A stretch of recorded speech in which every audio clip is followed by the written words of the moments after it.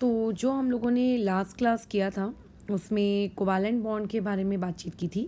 आज हम लोग दो टॉपिक्स सीखेंगे। पहला तो आप लोगों का जो टॉपिक है लुईस ऑक्टेट रूल उसके बारे में, और दूसरा उसके बाद कोऑर्डिनेट बॉन्ड के बारे में।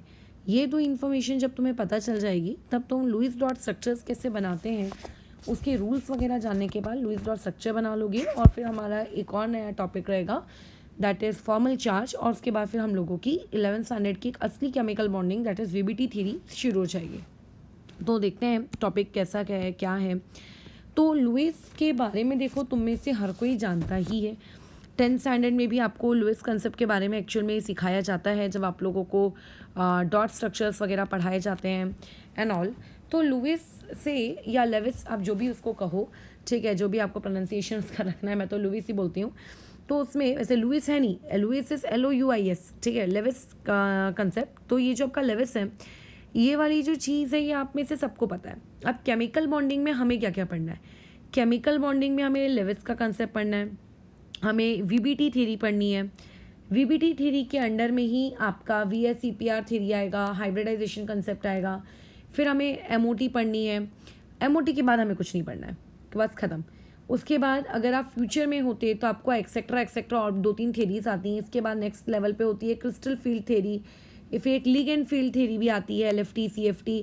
वो सब हमारा पार्ट ऑफ द सिलेबस ही नहीं है। हमें सिर्फ मान के 3 ही थ्योरीज पढ़नी है, वो भी बहुत अच्छे से इन द सेंस उसके ऊपर के कंसेप्ट। जब तुम लेविस कंसेप्ट पढ़ते हो तो तुम्हें लगता है कि लेविस कंसेप्ट हाँ हमारी पूरी समस्या का समाधान, बट लेविस कंसेप्ट के बहुत सारे ड्रॉबैक्स हैं। फिर आप VBT पढ़ते हो जो कुछ हद तक लेविस के कंसेप्ट के ड्रॉबैक्स को उसने एक्सप्लेन किया, बट VBT के अपने खुद के कुछ ड्रॉबैक्स आ गए। फिर आपने MOT पढ़ा, MOT को हमें लगा कि अच्छा MOT हमारी फाइनल डेस्टिनेशन है, बस अब इसके आगे कोई ड्रॉबैक्स वगैरह आने नहीं चाहिए। बट MOT भी आपकी कोई फाइनल डेस्टिनेशन नहीं है, उसके ड्रॉबैक्स है जिसको CFT ने एक्सप्लेन किया। फिर आप सोचते हो कि अच्छा CFT एक्सप्लेन कर चुकी है तो चलो अभी कुछ और कंसेप्ट ड्रॉबैक्स नहीं होंगे, तो और ड्रॉबैक्स निकल के आ गए जो कि लिगेंड फील्ड थ्योरी ने आप लोगों को समझा कर दिया। तो बेसिकली आपकी हर थ्योरी में कुछ ना कुछ खामियां होती हैं जिसको उसके आगे आने वाली अपकमिंग थ्योरीज ठीक करती हैं। कोई भी एक परफेक्ट थ्योरी स्टार्टिंग में बनाई नहीं जा सकती है। और जैसे कि जब तुमने मोबाइल यूज़ करते थे आज से 15 साल या 20 साल पहले, नोकिया का एक डब्बा फ़ोन आया करता था, ठीक है, और हमारे पेरेंट्स बताते हैं कि फेज़र करके भी कुछ होता है। आई जस्ट डोंट नो कि व्हाट इज़ फेज़र, बट ऐसा कुछ रहता था। तो ये जो सारी चीज़ें हैं आपकी अभी के फ़ोन में और पुराने ज़मानों के फ़ोनों में कैमरा तुम देख लो। इवन जब मैं 11th स्टैंडर्ड में थी, मेरे पास जो फ़ोन था उसका कैमरा देख लेना तो ऐसा लगता था कि बाप रे किसी इंसान की फटी हुई इमेज दे रहे हो। तो डेवलपमेंट होता है, धीरे धीरे होता है। जब किसी चीज़ में ड्रॉबैक्स होते हैं तो उन्हीं ड्रॉबैक्स को तो देख के डेवलपमेंट होता है। अपने आप तो डेवलपमेंट होने वाला है नहीं ना, धीरे धीरे डेवलपमेंट होगा। तो देयरफॉर हम लोगों को भी लेविस कंसेप्ट पढ़ना है। भले ही ये कंसेप्ट हमारे कोई काम का नहीं है ज़्यादा, इससे ना तो हमें कोई सवाल आएंगे, बट क्या कर सकते हैं, आपको धीरे धीरे चीज़ों का फेलियर समझते हुए ही आगे बढ़ना है, अपनी गाड़ी को वैसे ही आगे बढ़ाना है। तो पहले आगे शुरू करते हैं लेविस कंसेप्ट से। देखो, लेविस कंसेप्ट के बारे में जितना तुम जानते हो उतनी सारी चीज़ें मैं भी जानती हूँ, उसको हम लोग रिवाइज कर लेते हैं। लेविस कहता है कि आप लोगों के पास जब भी कोवैलेंट बॉन्ड बनता है, अच्छा एक सबसे ज़रूरी सूचना, लेविस कंसेप्ट सिर्फ कोवैलेंट कंपाउंड्स के लिए वैलिड होता है, ठीक है, याद रखना बराबर। तो लेविस कंसेप्ट में आ जाते हैं। लेविस कंसेप्ट आपको ये कहता है कि जो भी आप बॉन्ड बना रहे हो, ठीक है, जो भी आपने बॉन्ड बनाया है, ठीक है, ईच बॉन्ड इज फॉर्म्ड, अच्छा यहाँ पे स्पेसिफाई कर देती हूँ मैं, इन कोवैलेंट कंपाउंड यानी कि CC, ठीक है, as a result of sharing of an electron pair. तो ये तो बोलेंगे हम अभी भी जानते हैं कि कोवैलेंट के इसके कंसेप्ट में हमने पढ़ा था कि कोवैलेंट कंपाउंड तो ऑब्वियसली इलेक्ट्रॉन के पेयर के शेयरिंग की वजह से होता है बिटवीन द एटम्स, ठीक है, ये तुम भी जानते हो, कोई बात नहीं, लेकिन इसके आगे के पॉइंट में जानते हैं। आगे लेविस का कंसेप्ट ये कहता है कि हर एटम कम से कम एक इलेक्ट्रॉन तो कंट्रीब्यूट करना ही चाहिए, ठीक है। जो भी आप लोगों के पास कंबाइनिंग एटम है वो कंबाइनिंग एटम कितने इलेक्ट्रॉन कंट्रीब्यूट करना चाहिए, आप लोगों के एटलीस्ट 1 इलेक्ट्रॉन उसको क्या करना है, आपका कंट्रीब्यूट करना है किस चीज़ में, टू शेयर्ड इलेक्ट्रॉन जो शेयर्ड हो रहा है उसमें। जैसे अगर 4 इलेक्ट्रॉन शेयर्ड हो रहे हैं तो वो जो एक एटम है, 2 एटम्स के बीच में 4 इलेक्ट्रॉन शेयर हो रहे हैं, तो ए कितना आपका करेगा 2, और बी ने कितने शेयर किए होंगे 2, तो ओवरऑल वहाँ पे हुए हैं 4। लेकिन अब यहाँ पे आपके लेविस ने ये कहा कि अब जो आप लोगों के इलेक्ट्रॉन का शेयरिंग वेयरिंग सब हुआ गई, अब जो आपके कंबाइनिंग एटम्स हैं, ठीक है, उन कंबाइनिंग एटम्स ने ज़रूर क्या कर लेना चाहिए, आउटर उनका जो शेल होता है उस आउटर शेल ने क्या कर लेना चाहिए, नोबल गैस का कॉन्फ़िगरेशन अचीव कर लेना चाहिए। नोबल गैस का कॉन्फ़िगरेशन अचीव करने की बात होती है कि उनके पास आखिरी में कितने इलेक्ट्रॉन होने चाहिए, 8 इलेक्ट्रॉन होने चाहिए, यानी कि उनका क्या होना चाहिए, ऑक्टेट कंप्लीट होना चाहिए, ठीक है, यानी कि उनका ऑक्टेट क्या होना चाहिए, कंप्लीट होना चाहिए, ऑक्टेट फुल होना चाहिए। ऐसा लेविस ने क्यों कहा, क्योंकि वो अपने आजू बाजू देखता था कि हर स्पीशीज़ मतलब उसने ऑब्जर्व किया कि उस ज़माने में जो इनर्ट गैसेस हैं, हीलियम, नियॉन, आर्गन, xenon, रेडॉन, ये कभी किसी दूसरे नॉन मेटल के साथ कंबाइन करके कभी कोई कंपाउंड क्रिएट नहीं कर रही हैं। तो उसने ये ऑब्जर्व किया कि अरे यार, ये तो इतनी स्टेबल है, ये इतनी ज़्यादा अपने आप में ही खुश हैं कि इनको किसी और के साथ कोई मतलब ही नहीं है, किसी और के साथ ये कंबाइन ही नहीं होती। तो उसने ये देखा कि आखिर ये नियॉन, आर्गन, क्रिप्टन, xenon में आखिर ऐसा क्या कॉमन है जो इन सबका बिहेवियर उस ज़माने में सेम उसको ऐसा लग रहा था। तो वो ये देखता है कि इन सभी इनर्ट गैसेस के इसमें, इन सभी नोबल गैसेस में, इन सभी ग्रुप 18 नंबर की जो गैसेस हैं, इनका जो आउटर मोस्ट इलेक्ट्रॉन था, उस आउटर मोस्ट इलेक्ट्रॉन में कितने, सॉरी, आउटर मोस्ट शेल में कितने इलेक्ट्रॉन से, 8 इलेक्ट्रॉन। तो लेविस ने बात सोचा कि मतलब इनके पास 8 इलेक्ट्रॉन है, तो इनके पास यदि 8 इलेक्ट्रॉन है, तो इट मीन्स दैट कि जिन जिन लोगों के पास आखिरी में 8 इलेक्ट्रॉन होंगे वो सब स्टेबल होंगे, with an exception of helium. उसका डुप्लेट कंप्लीट होता है, क्या करते हैं, उसकी कैपेसिटी उतनी है। तो यहाँ से लेविस ने कहा कि कोवालेंट बॉन्ड जब बनता है तो कोवालेंट बॉन्ड के बनने वाली प्रोसेस में कोई भी कंपाउंड तभी स्टेबल होगा जब उसके पास 8 इलेक्ट्रॉन होंगे। यानी कि अगर मैं लेविस की भाषा में बातचीत करूं तो कोई भी कोवालेंट कंपाउंड तभी आप लोगों का स्टेबिलिटी उसकी तभी आप अचीव कर सकते हो जब उसके आउटर मोस्ट शेल में, याद रखना मैं ओवरऑल इलेक्ट्रॉन की बात नहीं कर रही हूँ, मैं सिर्फ आउटर मोस्ट शेल की बात कर रही हूँ। आउटर मोस्ट शेल में मात्र कितने इलेक्ट्रॉन होंगे, 8 इलेक्ट्रॉन होंगे, ठीक है। जब उसके पास 8 इलेक्ट्रॉन होंगे, ना तो 8 से कम ना तो 8 से ज़्यादा, तब आप कहोगे कि oh, my covalent compound, my CC is stable, ठीक है। तो यानी कि लेविस के हिसाब से स्टेबिलिटी का एक ही लॉजिक बैठता था, और वो एक लॉजिक बैठता था आउटर मोस्ट शेल में 8 इलेक्ट्रॉन, बात खत्म, बस। तो अभी इस हिसाब से लेविस ने बहुत सारी चीज़ों के स्ट्रक्चर एक्सप्लेन किए। एग्जाम्पल, आप लोगों ने बचपन में H2O का स्ट्रक्चर बनाया होगा, तो लेविस ने एक्सप्लेन किया कि देखो ये ऑक्सीजन और हाइड्रोजन ने 2 बॉन्ड बनाए, ठीक है। तो ये क्या है, बॉन्ड बनाने में, एक बॉन्ड बनाने में कितने इलेक्ट्रॉन लगते हैं, 2 इलेक्ट्रॉन लगते हैं। तो यहाँ पे बॉन्ड पेयर के इलेक्ट्रॉन्स कितने हैं, 4। कैसे, इस बॉन्ड में 2, इस बॉन्ड में 2, तो टोटल बराबर बोलो कितने, 4। ऑक्सीजन के पास आ जाते हैं, तो यहाँ पे लोन पेयर रहते हैं। अब जिन लोगों ने नहीं पढ़ा है 10th स्टैंडर्ड में ये सब, उन लोगों के लिए अलग से रूल्स वाला ही मैं एक वीडियो डाल दूंगी कल, ताकि चीज़ें रिवाइज हो जाएं, अदरवाइज ये सारा 10th का काम होता है, ठीक है। तो बॉन्ड पेयर 4 है, लोन पेयर इलेक्ट्रॉन के 4 हैं, तो ये टोटल हो गए आपके पास 8 इलेक्ट्रॉन। तो देखो H2O एग्जिस्ट करता है, इसका मतलब H2O स्टेबल है। N2 ये तो पढ़ा ही होगा 10th क्लास में, नहीं पढ़ा होगा तो टीचर्स ने रटवाया तो होगा ही स्कूल में कि इसका स्ट्रक्चर देखो ऐसा रहता है, ये ऐसा, तो तुम ये देख लो। अगर मैं इस नाइट्रोजन के रिस्पेक्ट में देखूं तो होगा कैसे, ये जो 3 बॉन्ड है, ये 3 बॉन्ड का मतलब होता है कितने इलेक्ट्रॉन, 6। तो ये जो 6 इलेक्ट्रॉन है, ये पहले वाले नाइट्रोजन के भी 6 हैं और दूसरे वाले को भी 6 हैं, मतलब ये शेयरिंग हो रही है। ऐसा नहीं कि 6 और 6 12 हो गए, वही 6 इलेक्ट्रॉन पहले वाले नाइट्रोजन के भी हैं, वही वाले 6 इलेक्ट्रॉन दूसरे वाले नाइट्रोजन के भी हैं। तो इसके पास 6 बॉन्ड पेयर के इलेक्ट्रॉन है, प्लस ये 2 इलेक्ट्रॉन्स इसके पास लोन पेयर वाले इलेक्ट्रॉन्स हैं। तो देखो इस तरीके से आप लोगों के इस वाले नाइट्रोजन जिसके ऊपर मैंने स्टार बनाया है, उसका 8 इलेक्ट्रॉन हो गया, इसका ऑक्टेट कंप्लीट हो गया। सेम यही चीज़ यहाँ पर भी है, 6 इलेक्ट्रॉन्स तो उसने भी शेयर किए होंगे, प्लस 2 इलेक्ट्रॉन्स तो उसके पास भी हैं, राइट। तो इस तरीके से आप देखो कि आपके पास आजू बाजू बहुत सारी ऐसी चीज़ें हैं जिनके ऑक्टेट कंप्लीट होता है। तो बस लेविस का दिमाग यहीं सटक गया और लेविस ने बोला कि अच्छा इसका मतलब अभी हर एटम की एक ही मतलब रहती है इच्छा कि मैं जाऊंगा और जाकर मैं क्या करूंगा, अपना स्टेबिलिटी अचीव करूंगा। और स्टेबिलिटी अचीव करने के लिए मेरे पास एक ही तरीका है, वो है आपका ऑक्टेट कंप्लीट करना। ये लेविस के दिमाग में घुस गया और लेविस ने इस हिसाब से अपनी एक थ्योरी बना के लोगों के सामने पेश कर दी कि लो, मेरी थ्योरी के अकॉर्डिंग अभी जिन जिन चीज़ों के पास क्या होगा, 8 इलेक्ट्रॉन होंगे आउटरमोस्ट शेल में, वो सारी चीज़ें स्टेबल कहलाएंगी, और जिनके पास नहीं होंगे वो लोग ऑब्वियसली अनस्टेबल कहलाएंगी। तो जैसे ही लेविस ने ये कंसेप्ट दिया, बहुत सारे उंगलियां लेविस के खिलाफ खड़ी हो गई, ड्रॉबैक्स लेविस के अगेंस्ट आ गए, लिमिटेशंस लेविस कंसेप्ट के आ गए कि देखो आप जो कह रहे हो वो गलत है। बस हम लोगों को वही चीज़ें पढ़नी है, छोटा सा टॉपिक है थ्योरी टाइप का। पहला ये आ गया कि लेविस के अकॉर्डिंग हर इंसान का या हर एटम का ऑक्टेट कंप्लीट होना चाहिए। ऑक्टेट का मतलब उसके आउटर मोस्ट शेल में कितने इलेक्ट्रॉन होने चाहिए, 8।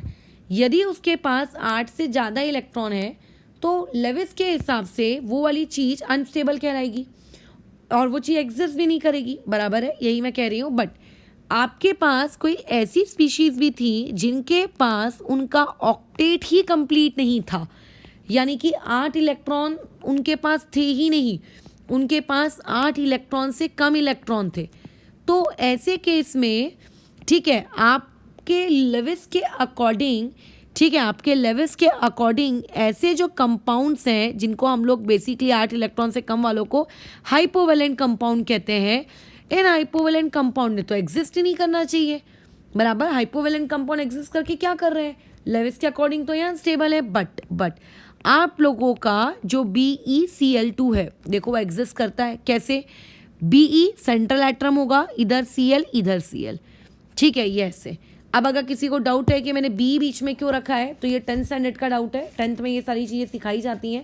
इन केस अगर नहीं पता है कि कैसे रखते हैं तो वेट करो, कल जब मैं रूल्स बताऊंगी तब लेविस डॉट स्ट्रक्चर केस में सिखा भी दूंगी, ठीक है। फिर मैं डायरेक्ट आपको VBT में नहीं सिखाऊंगी, एक ही बार मैं सिखा देती हूँ। BeCl2, तो BeCl2 का ये स्ट्रक्चर है। अभी मान के चलते हैं तुम में से किसी को आता नहीं है, तो ऐसे केस में मैं ही स्ट्रक्चर ड्रॉ कर रही हूँ, मैं ही खुद को ही समझा देती हूँ, तो समझ लो। तो यहाँ पे देखो एक बॉन्ड है और इसके ऊपर यहाँ पे कितने इलेक्ट्रॉन्स हैं, यहाँ पे 2 इलेक्ट्रॉन्स होंगे और यहाँ पे भी 2 इलेक्ट्रॉन्स होंगे, तो इस हिसाब से तो यहाँ पे से मात्र 4 इलेक्ट्रॉन्स हैं। अच्छा, अब अगर किसी को डाउट आ रहा है कि BE के ऊपर कोई लोन पेयर फोन पेयर नहीं होगा क्या, हमें कैसे पता चलेगा कि वहाँ लोन पेयर है कि नहीं है, तो बी पेशेंस, ठीक है, वेट करो, आगे क्लासेस में वो चीज़ आ जाएगी। तो इसके पास तो 4 इलेक्ट्रॉन है जो कि 8 इलेक्ट्रॉन से कम है, फिर भी ये एग्जिस्ट करता है। तुम चाहो तो यहाँ पे BeCl2 की जगह पे क्लोरीन, ब्रोमीन, आयोडीन कुछ भी यूज़ कर सकते हो, कोई भी हैलोजन। तुम अगेन देखोगे कि वहाँ पे 4 इलेक्ट्रॉन है, ये क्यों अनस्टेबल है। वैसे ही एक नेक्स्ट एग्जाम्पल में आ जाते हैं BX3 मतलब एक्स का मतलब वहाँ पे हेलोजन है, फ्लोरीन, क्लोरीन, इस तरीके से। तो जिसमें एक बहुत ही आपका फेमस एग्जाम्पल है BF3, ठीक है। अब BF3 का अगर मैं स्ट्रक्चर ड्रॉ करूँ तो BF3 का स्ट्रक्चर कुछ इस तरीके से है। तो अब तुम बताओ यहाँ पे टोटल कितने इलेक्ट्रॉन्स हैं इस बोरॉन के पास, इसके पास मात्र 6 इलेक्ट्रॉन्स हैं। क्यों, क्योंकि बोरॉन ने कितने बॉन्ड बनाए हैं, 3 बॉन्ड बनाए हैं, एक बॉन्ड में 2 इलेक्ट्रॉन होते हैं, तो 3 बॉन्ड में 6 होंगे, तो इसका ऑक्टेट इनकम्प्लीट है। 6 को वैसे सेक्सटेट कहते हैं, ठीक है। ये देखो इसका ऑक्टेट इनकम्प्लीट है, लेकिन ये कंपाउंड्स क्या अनस्टेबल हैं, नहीं, ये कंपाउंड एग्जिस्ट करते हैं। तो इसका मतलब लेविस का गड्ढा हो गया, लेविस की थ्योरी हो गई फेल। तो ये आपके एग्जाम्पल हो गए लेविस थ्योरी के फेल होने का। एग्जाम्पल में आ जाते हैं आपका AlCl3, ठीक है। AlCl3 ये हो गया Cl, यहाँ हो गया Cl, ऊपर वाले के जैसे इसका भी देखो 6 ही इलेक्ट्रॉन है, इस बेचारे का भी ऑक्टेट इनकम्प्लीट है, तो ये भी क्या हो गया, आपका एक्सेप्शन हो गया। बल्कि AlCl3 को हम आगे पढ़ेंगे, ब्रिज बॉन्डिंग होती है उसमें AlCl3 में, वो अलग से पढ़ेंगे, BH3 पढ़ेंगे, ठीक है। अच्छा, लेकिन AlCl3 भी, लेकिन इसमें एक बहुत ही ज़रूरी सूचना, कल को क्वेश्चन आ सकता है तुम्हें, आपको एक ऑप्शन देगा, उस ऑप्शन में लिख के देगा AlF3, दूसरे में लिख के देगा AlCl3, तीसरे में लेट से लिख के दे देगा BF3, और चौथे में लिख देगा ऑल ऑफ दिस। और क्वेश्चन पूछेगा which of the following does not follow Lewis octet rule, या फिर which of the following does not follow. तो डज नॉट फॉलो में तुम पटाख से ऑल ऑफ दिस पे टिक मार दोगे, क्योंकि AlCl3 भी तुम्हारे हिसाब से 6 इलेक्ट्रॉन वाला है, तुम्हारे हिसाब से तो BF3 भी 6 इलेक्ट्रॉन वाला है और AlF3 भी 6 इलेक्ट्रॉन वाला है। बट याद रखना, जो लेविस का कंसेप्ट है वो आयोनिक कंपाउंड्स में एप्लीकेबल नहीं होता है, और AlF3 आप लोगों का एक कैसा कंपाउंड है, आयोनिक कंपाउंड है। क्योंकि आप लोगों का एक आयोनिक कंपाउंड है, देयरफॉर इसमें तो लेविस का कंसेप्ट ही नहीं लगेगा, तो ये फॉलो करेगा कि ये फॉलो नहीं करेगा, इसमें तो बात ही नहीं आती है। ठीक है, बाकी अब AlF3 को छोड़कर जो बाकी के लोग आते हैं, AlCl3, AlBr3 और AlI3, ये सभी के सभी प्राणी लोग आप लोगों के कैसे कंपाउंड होते हैं? दीज आर कोवैलेंट कंपाउंड, बराबर, ये कोवैलेंट कंपाउंड होते हैं। सिर्फ एल्यूमिनियम और हेलोजन के कॉम्बिनेशन में सिर्फ AlF3 ही आप लोगों का एक आयोनिक कंपाउंड है। और ऐसे कंपाउंड जो लेविस को फॉलो भी नहीं करते और उनके सेंट्रल एटम के पास 8 इलेक्ट्रॉन से कम भी होता है, उन लोगों को हम लोग क्या कहते हैं? आपके हाइपोवैलेंट कंपाउंड। तो ऐसा एक छटाक सा पिद्दी सा क्वेश्चन जिसके मेंस में आने की बिल्कुल भी संभावना नहीं है, आइडेंटिफाई हाइपोवैलेंट कंपाउंड, लेकिन कुछ कह नहीं सकते। तुम्हें याद होगा अभी जब मैंने तुम्हें लास्ट चैप्टर पढ़ाया था पीरियोडिसिटी, तो उस तक मैंने तुमसे कहा था कि आज तक कभी ऐसा नहीं हुआ है, जहाँ तक मेरा आइडिया है मेंस में, कि वो जो नॉमिनक्लेचर होता है ना, जिसमें आपको Z से अगर 100 Z अगर आपका 100 से बड़ा हो तो अपन ये वाले जो नॉमिनक्लेचर यूज़ करते हैं 101 के लिए अन, नील, अन, याद आ रहा है? वो आज तक कभी उस पर क्वेश्चन नहीं आया था, इस साल के मेंस में आया है। 4 ऑप्शन दिए थे और आपको नाम दिया था और पूछा गया था कि एटॉमिक नंबर बोलो क्या रहा होगा, 109 के आसपास का कुछ था वो। सोचो, ये ऐसा मतलब आप कुछ प्रिडिक्ट नहीं कर सकते क्या आएगा क्या नहीं आएगा, चीज़ें बहुत बदलती जा रही हैं। अदरवाइज ऐसा सवाल तो कभी AI-EEE में भी नहीं पूछा गया होगा। तो तुम ये वाली चीज़ देखो, बट AI-EEE ऐसा मत समझना कि हल्की फुल्की कोई चीज़ थी, वो भी आपके ऑलमोस्ट IIT मेन से तो बेटर ही थी, IIT मेन से तो बेटर ही थी वो। तो ये चीज़ याद रखना कि आपको क्वेश्चन ऐसा भी आ सकता है, आइडेंटिफाई हाइपोवैलेंट कंपाउंड। तो हाइपोवैलेंट कंपाउंड का मतलब पता होना चाहिए, ऐसे कंपाउंड जिनके सेंट्रल एटम के पास 8 इलेक्ट्रॉन से कम है। आप कैसे पता लगाओगे कि किसी के पास 8 इलेक्ट्रॉन है कि नहीं है? उसने कितने बॉन्ड्स बनाए हैं, मल्टीप्लाई बाई 2। क्यों मल्टीप्लाई बाई 2? क्योंकि एक बॉन्ड बनाने में 2 इलेक्ट्रॉन्स लगते हैं। बात खत्म हो गई हम लोगों की। चलो अभी आ जाते हैं सेकेंड लिमिटेशन में। अभी आप लोगों के पास कोई ऐसे भी कंपाउंड्स थे जिन कंपाउंड्स ने अपना ऑक्टेट एक्सटेंड कर दिया था। ठीक है, क्या कर दिया था? जिन्होंने अपना ऑक्टेट एक्सटेंड कर दिया था। ऑक्टेट एक्सटेंड करने का मतलब है उन लोगों के पास मोर देन कितने थे? 8 इलेक्ट्रॉन। अभी हमारी समस्या ऊपर क्या थी कि जो लोगों के पास 8 से कम थे, उन 8 से कम वालों को आपने लुइस के अकॉर्डिंग, लेविस के अकॉर्डिंग वो अनस्टेबल होने चाहिए थे, वो एग्जिस्ट नहीं करने चाहिए थे, बट वो तो कर रहे हैं।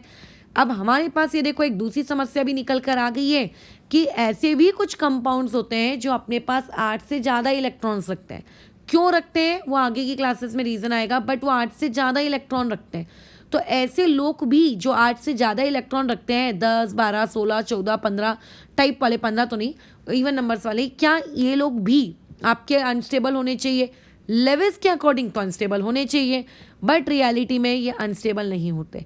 जैसे कि PCl5 ये एग्जिस्ट करता है। ठीक है, अगर मैं PCl5 का स्ट्रक्चर ड्रॉ करूँ तो फॉस्फोरस ने कितने क्लोरीन के साथ बॉन्ड बनाए हैं? फॉस्फोरस ने 5 बॉन्ड बनाए हैं। 5 बॉन्ड का मतलब कितने इलेक्ट्रॉन? 10 इलेक्ट्रॉन। तो ये तो आपका ग्रेटर देन 8 इलेक्ट्रॉन निकल गया, बराबर, ये तो ग्रेटर देन 8 इलेक्ट्रॉन निकल गया। तो ये तो आप लोगों का एक एक्सेप्शन केस हो गया। तो इसको तो अनस्टेबल होना चाहिए, बट ये अनस्टेबल नहीं है, ये तो एग्जिस्ट करता है। ठीक है, ये PCl5 आप लोगों का एग्जिस्ट करता है। ऑर्गेनिक की बहुत सारी रिएक्शंस में हम इसका प्रयोग भी करेंगे। तो इसका मतलब लेविस का जो कंसेप्ट है वो फालतू है। ठीक है, लेविस का जो कंसेप्ट है वो फालतू है। SF6 अगर मैं इसका स्ट्रक्चर ड्रॉ करूँ, ठीक है, ऐसी अभी फिलहाल रफली कोई ज्योमेट्री वोमेट्री फॉलो ना करते हुए, जस्ट ये मानते हुए कि तुम 10th के निकले पपीज हो, तो यहाँ पे 6 बॉन्ड्स हैं और 6 बॉन्ड का मतलब यहाँ पे कितने इलेक्ट्रॉन हो गए? 12 इलेक्ट्रॉन। तो देखो यहाँ पे भी उसके पास 8 से ज़्यादा इलेक्ट्रॉन्स हैं। IF7 ये देख लेते हैं, IF7। तो IF7 में ये देखो फ्लोरीन कितने लग गए? 7। अब अगर किसी को डाउट आ रहा है कि आई तो एक हेलोजन है, हमने 10 तक पढ़ा है, और जिसकी वैलेंसी मात्र 1 होती है, तो इसने 7-7 बॉन्ड कैसे बना लिए?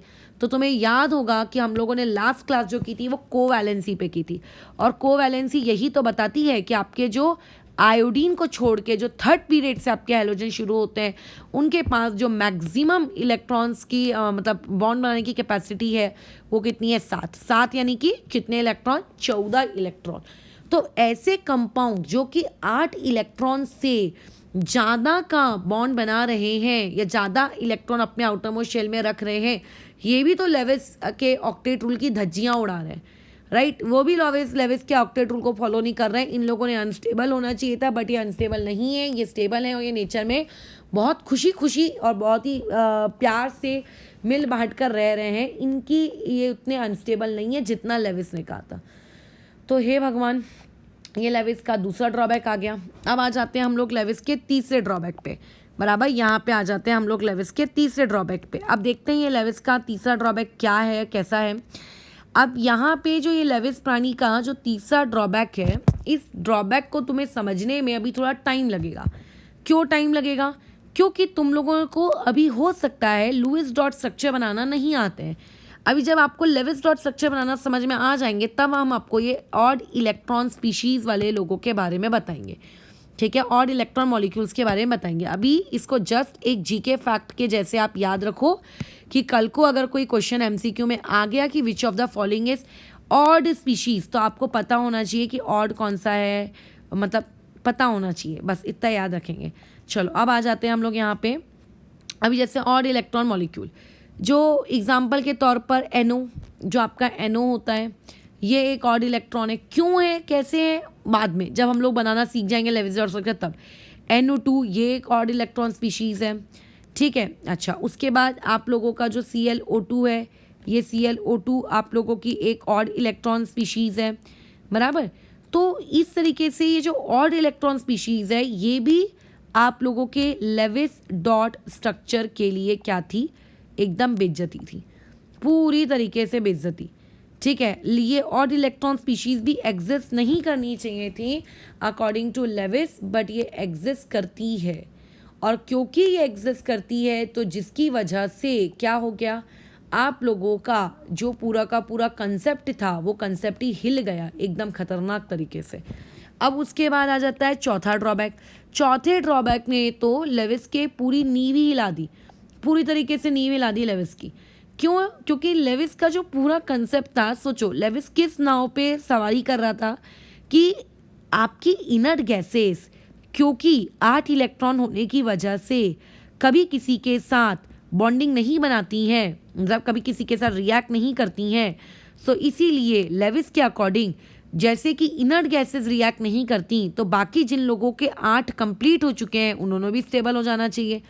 तो अभी देखो कि जो लेविस का जो पूरा का पूरा कंसेप्ट था, वो कन्फेक्ट इस बात पे बेस्ड था कि आपकी जो ग्रुप नंबर 18 की जो गैसेस हैं, उन ग्रुप नंबर 18 की जो गैसेस की केमिकल इनर्टनेस कितनी है, मतलब वो कभी किसी के साथ रिएक्ट नहीं करती। इसी का तो झंडा लहरा रहा था वो कि नोबल गैसेस इनर्ट होती हैं। लेकिन बाद में बेचारे को कुछ पता चला कि आप लोगों की कुछ नोबल गैसेस ऐसी भी थी जो आपके क्या हो रहा था, ऑक्सीजन के साथ कंबाइन हो रही थी हाई टेम्परेचर पे, ठीक है। वो क्या हो रही हैं, आप लोगों के ऑक्सीजन के साथ कंबाइन हो रही हैं, आप लोगों के फ्लोरीन के साथ कंबाइन हो रही हैं, ठीक है। और नंबर ऑफ वहाँ पे क्या फॉर्म हो रहे हैं, कंपाउंड्स फॉर्म हो रहे हैं। इसने तो पूरे के पूरे मतलब लेविस के कंसेप्ट को ही हिला के रख दिया। जैसे कि कौन कौन से कंपाउंड्स तैयार हो जाते हैं, XeF2 एग्जिस्ट करता है, XeOF2 एग्जिस्ट करता है, KrF2 एग्जिस्ट करता है, XeF6 एग्जिस्ट करता है, और भी बहुत सारे हैं, हमें उस सब में नहीं जाना है। लेकिन इस तरीके से लेविस का जो कंसेप्ट है उसका समापन हो गया। लेविस का कंसेप्ट जिस तरीके से ऊपर आया, उसी तरीके से बेचारा वापस से नीचे डूब गया, ठीक है। ये अपने ज़माने का, ठीक है, ये अपने ज़माने का एक अच्छा कंसेप्ट माना जाता था, क्योंकि उस ज़माने में जितनी उन लोगों की सोच थी, उस सोच के अकॉर्डिंग जो उनके पास टेक्नोलॉजी थी, उसके अकॉर्डिंग उन्होंने जो खोजा वो अच्छी चीज़ थी। बट ये देखो उसके इतने सारे ड्रॉबैक्स निकल के आ गए, लोग उसके पीछे हाथ धोकर पड़ गए थे कि अरे देखो ये भी आपका एक ड्रॉबैक, ये भी आपका एक ड्रॉबैक। सो फाइनली आपका जो लेविस कंसेप्ट है वो पूरी तरीके से क्या हो गया, धराशायी हो गया। और अब हम लोगों को किसी नए कंसेप्ट की आवश्यकता थी। तो इसीलिए लेविस कंसेप्ट के जाने के बाद जो नया कंसेप्ट आप लोगों की आंखों के सामने आता है, वो कंसेप्ट होता है वीबीटी थ्योरी, ठीक है। कौन सा होता है वो, VBT theory. But Lewis fail हो गया। इसके अलावा लेविस और भी किन किन चीज़ों पे फेल हुआ क्या, हाँ, लेविस के 1 या 2 3 या 4 5 फेलियर्स और हैं। वो फेलियर्स कुछ इस प्रकार से हैं कि जो आपका लेविस था, लेविस ये कहता था, मतलब लेविस कुछ चीज़ें और भी एक्सप्लेन नहीं कर पाया। क्या वो एक्सप्लेन नहीं कर पाया? सबसे पहले लेविस एक चीज़ एक्सप्लेन नहीं कर पाया, वो था सूडो इनर्ट गैस कॉन्फ़िगरेशन। अभी अभी फजांस रूल में तुम्हें सूडो इनर्ट गैस कॉन्फ़िगरेशन सिखा कर आए हैं, तो भूलना मत कि सूडो इनर्ट गैस कॉन्फ़िगरेशन क्या होता है। ठीक है, सूडो इनर्ट गैस कॉन्फ़िगरेशन ये कैरेक्टरिस्टिक प्रॉपर्टी है किसकी? आपके डी ब्लॉक के जो ट्रांजिशन मेटल हैं उनकी। ठीक है, cation of which metal? Transition metal. Transition metal के जो कैटायंस होते हैं उनकी कैरेक्टरिस्टिक प्रॉपर्टी है, यानी कि डी ब्लॉक में आपको ये देखने को मिलेगा, बाकी S block, P block, F block उनमें नहीं। ठीक है, अच्छा किन किन लोगों के पास, अच्छा what do you mean by pseudo inert gas configuration? NS2, NP6 and N-1 D10, जिनके पास ये सब कुछ भरा हुआ है, वो लोग क्या कहलाते हैं आप लोगों के? सूडो इनर्ट गैस कॉन्फ़िगरेशन वाले लोग कहलाते हैं। बराबर, ये लोग सूडो इनर्ट गैस कॉन्फ़िगरेशन वाले, sorry ND10, not N-1, ND10, इन्हें हम कहते हैं सूडो इनर्ट गैस कॉन्फ़िगरेशन। जैसे एग्जाम्पल के तौर पे कौन है? जैसे गैलियम 3+ भी है, कॉपर +1 है, कॉपर के साथ Ag+1 में रहेगा, सॉरी आपका जिंक +2 में रहेगा, कैडमियम +2 में रहेगा, Sn+4 में रहेगा, Pb+4 में रहेगा। ये सब आप लोगों के कौन है? Pseudo inert gas configuration show करते हैं। क्यों करते हैं ये भी आप लोगों का कौन नहीं बताया पाया? लेविस नहीं बताया पाया, क्योंकि लेविस के हिसाब से तो मात्र 8 इलेक्ट्रॉन होने चाहिए, 18 कहाँ से घुस गए? क्योंकि सूडो इनर्ट गैस कॉन्फ़िगरेशन का मतलब ही क्या होता है? 2, 6, 10, यानी कि आउटर मोस्ट शेल में कितने इलेक्ट्रॉन? 8। तो अभी लोगों ने लेविस को पूछा कि आउटर मोस्ट शेल में 18 इलेक्ट्रॉन वाई, क्यों? तो लेविस इस चीज़ को एक्सप्लेन नहीं कर पाए। चलो यहीं पे उनका स्वाहा हो गया। अब इस टॉपिक से रिलेटेड कुछ क्वेश्चंस देखो ऐसे पूछे जा सकते हैं कि क्वेश्चन आपको पूछ लिया गया कि octet rule is not obeyed in, ये आपके पास एक क्वेश्चन आ गया कि इनमें से कौन सा वो ऑप्शन है जिसमें ऑक्टेट रूल ओबे नहीं करता। पहला ऑप्शन आ गया CO2 का, दूसरा आ गया BCl3 का, ठीक है, C आ गया PCl5 का, और D आ गया SiF4 का। तो देखो इसके लिए एक इंसान को बेसिक केमिस्ट्री आनी चाहिए जो कि 10th स्टैंडर्ड की है। CO2 का स्ट्रक्चर कैसा होता है? ये ऐसा होता है, C double bond O, C double bond O। Carbon, इस सेंट्रल एटम का तुम ऑक्टेट चेक करो कितना है? 8 है। कैसे? 1 bond, 2 bond, 3 bond, 4 bond, 4 bond बराबर, यानी कि कितने इलेक्ट्रॉन? 8 इलेक्ट्रॉन। ये हो गया। BCl3, इसमें तो साफ साफ दिख रहा है कि यहाँ पे 6 इलेक्ट्रॉन है, तो यानी कि ये आप लोगों के लेविस डॉट स्ट्रक्चर को फॉलो नहीं कर रहा है। बराबर। PCl5, इसमें 10 इलेक्ट्रॉन है क्योंकि 5 बॉन्ड है, यानी कि ये भी फॉलो नहीं कर रहा है।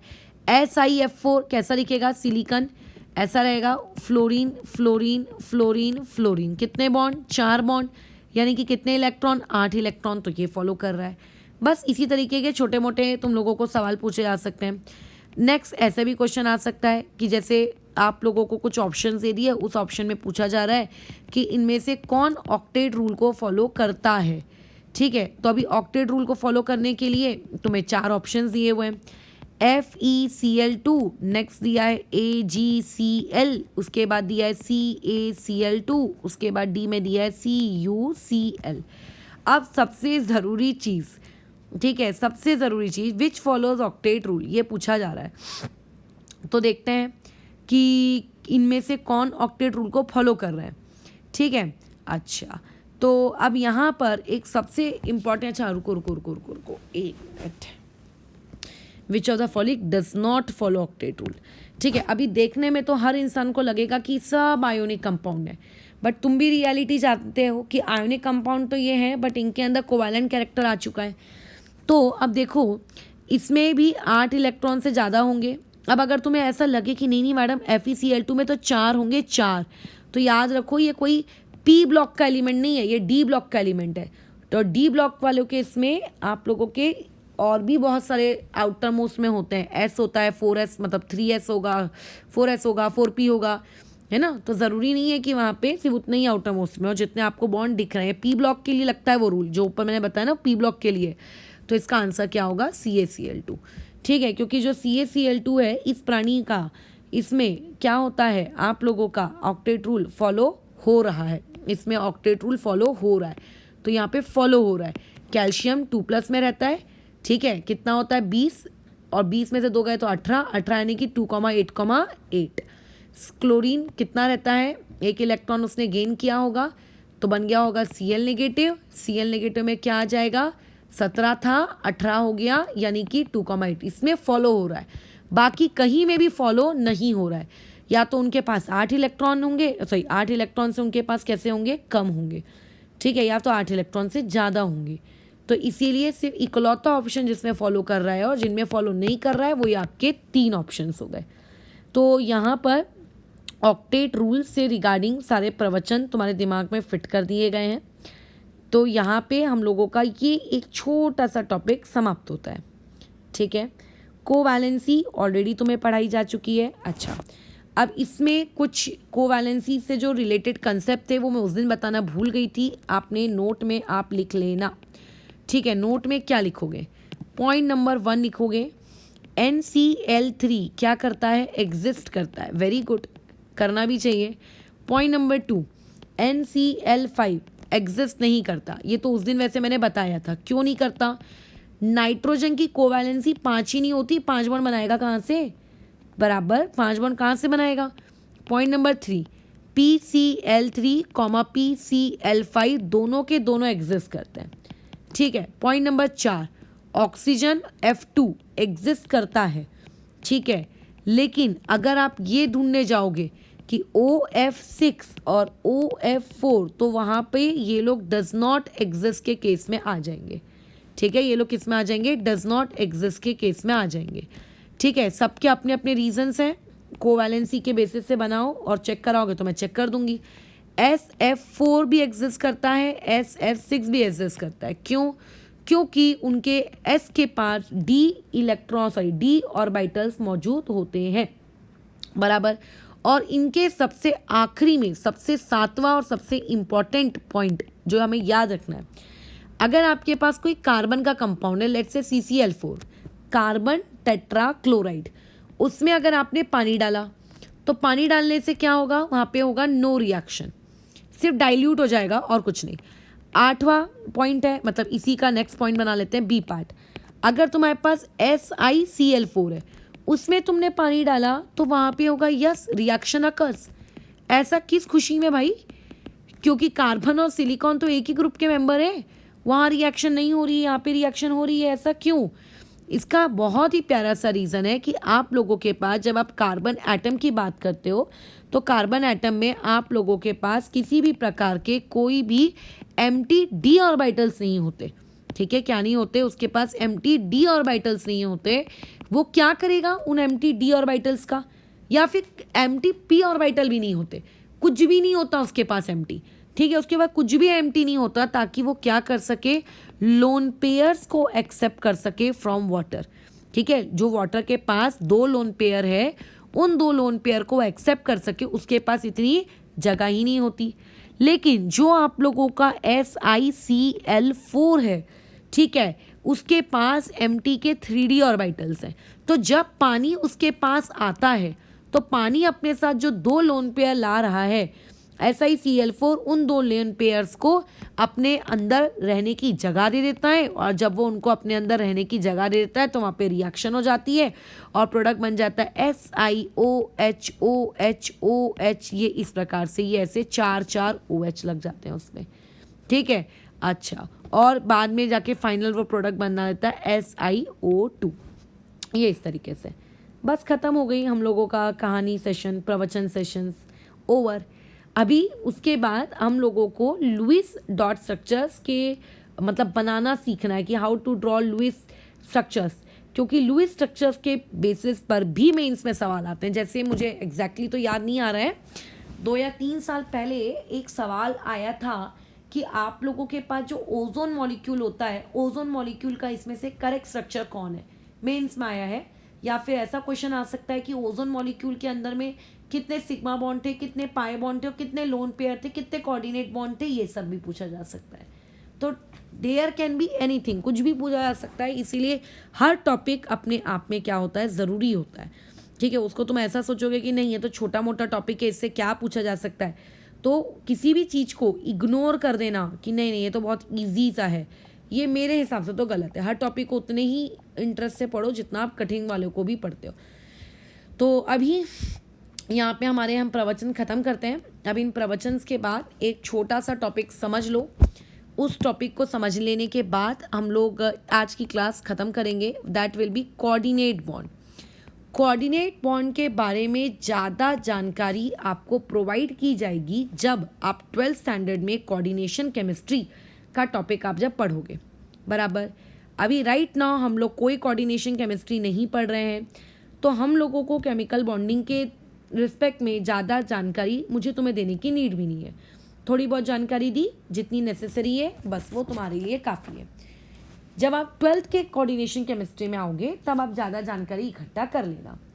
अभी अगर तुम्हें जानना हो कि कोऑर्डिनेट बॉन्ड क्या होते हैं, तो अपने छोटे से दिमाग में बस इतनी सी बात याद रखो, ये एक प्रकार के कोवैलेंट बॉन्ड ही है, ठीक है। ये जो कोऑर्डिनेट बॉन्ड होते हैं, इन कोऑर्डिनेट बॉन्ड के पॉइंट्स हम देख लेते हैं। इनको हम लोग डेटिव बॉन्ड कहते हैं, पहले तो एक दूसरा नाम भी है। उसके बाद ये आप लोगों के a type of covalent bond, ये आप लोगों के टाइप ऑफ कोवैलेंट बॉन्ड है। अब एक छोटा सा पॉइंट है, उस पॉइंट को अपने दिमाग में रखेंगे। जब एक नॉर्मल कोवैलेंट बॉन्ड बनता है, ठीक है, जब भाई आप लोगों का एक नॉर्मल कोवैलेंट बॉन्ड बनता है, तो नॉर्मल कोवैलेंट बॉन्ड के बनने के दौरान जो दो एटम्स इलेक्ट्रॉन को शेयर करने वाले होते हैं, जैसे एक ए है और लेट्स से एक बी है, ए ने अपना एक इलेक्ट्रॉन दिया, बी ने भी अपना एक इलेक्ट्रॉन दिया, दोनों एक इलेक्ट्रॉन शेयर हो गए, एक एक करके दो हो गए। अब अगर ऐसा भी हो सकता है, ए ने अपने दो इलेक्ट्रॉन दिए तो बी भी बोलता है कि मैं भी अपने दो इलेक्ट्रॉन दूंगा, दो और दो कितने इलेक्ट्रॉन शेयर हो गए, चार इलेक्ट्रॉन शेयर हो गए। यानी कि मैं ये कह सकती हूँ कि नॉर्मल कोवैलेंट बॉन्ड जब बनता है, equal electrons are shared between two atoms, बराबर। आप लोगों के दो एटम्स के बीच में क्या होते हैं, इक्वल इलेक्ट्रॉन शेयर होते हैं। लेकिन बट जब आप लोगों को कोवैलेंट बॉन्ड बनाना रहता है, तो कोवैलेंट बॉन्ड में गेम ना थोड़ा सा बदल जाता है, ठीक है, थोड़ा सा गेम बदल जाता है। इसमें जो आपका शेयर्ड इलेक्ट्रॉन पेयर है, ठीक है, जो आप लोगों के इलेक्ट्रॉन की जो शेयरिंग करनी होती है, वो जो शेयर्ड इलेक्ट्रॉन पेयर होता है, वो शेयर्ड इलेक्ट्रॉन पेयर कोई एक ही एटम देता है, कोई एक ही एटम देगा, दूसरा एटम उसको नहीं देगा।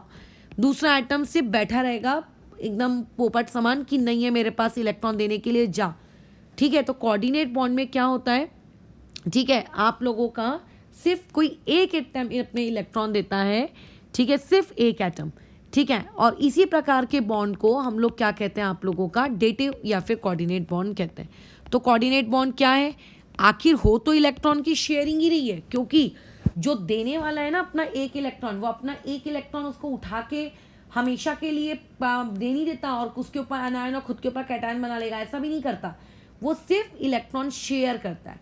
तो आखिर हो तो इलेक्ट्रॉन शेयर ही रहा है, चाहे दोनों इक्वली करें या अनइक्वली करें, शेयरिंग ही तो हो रही है। तो चाहे शेयरिंग इक्वल हो या चाहे शेयरिंग अनइक्वल हो, हमेशा वो चीज़ कहलाती है आप लोगों का कोवैलेंट बॉन्ड।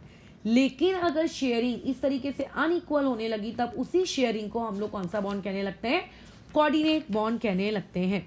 तो कोऑर्डिनेट बॉन्ड के बनने के लिए आप लोगों के पास नेसेसरी कंडीशंस क्या है, आपके पास नेसेसरी कंडीशंस क्या है। अब सोचो, जो दो एटम्स हैं, अगर दोनों आप लोगों के इलेक्ट्रॉन शेयर करेंगी, तो फिर तो वो नॉर्मल कोवैलेंट बॉन्ड कहलाएगा, ठीक है, फिर तो वो नॉर्मल कोवैलेंट बॉन्ड कहलाएगा। लेकिन अगर उसको कोऑर्डिनेट बॉन्ड बनाना है, तो कोऑर्डिनेट बॉन्ड बनाने के लिए कुछ नेसेसरी कंडीशंस प्रोवाइड करनी पड़ेंगी।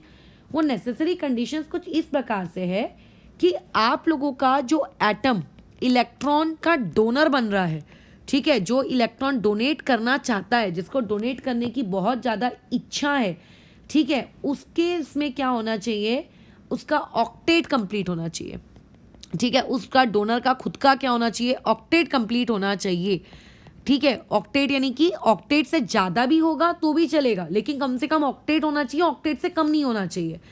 और साथ ही साथ में उसके पास एटलीस्ट एक लोन पेयर होना चाहिए। अगर उसके पास लोन पेयर नहीं है, जैसे कि एग्जाम्पल CCl4, CH4, ठीक है, इस टाइप के इसमें तुम देखो कार्बन 4 बॉन्ड बनाता है और कार्बन 4 बॉन्ड बना चुका है, तो क्या इसका ऑक्टेट कंप्लीट नहीं है? नहीं नहीं, इसका तो ऑक्टेट कंप्लीट है। तो क्या ये कोऑर्डिनेट बॉन्ड बनाने के लिए एक सूटेबल कैंडिडेट है? नहीं है, क्योंकि इसके पास कोई लोन पेयर नहीं है। तो जब ये लोन पेयर होना और ऑक्टेट कंप्लीट होना, ये दोनों कंडीशन अगर सेटिस्फाई होंगी तो ही आप कहोगे कि वो पर्टिकुलर एटम एक डोनर बनने के लिए रेडी हो चुका है, अदरवाइज वो एटम डोनर नहीं बन सकता। बराबर।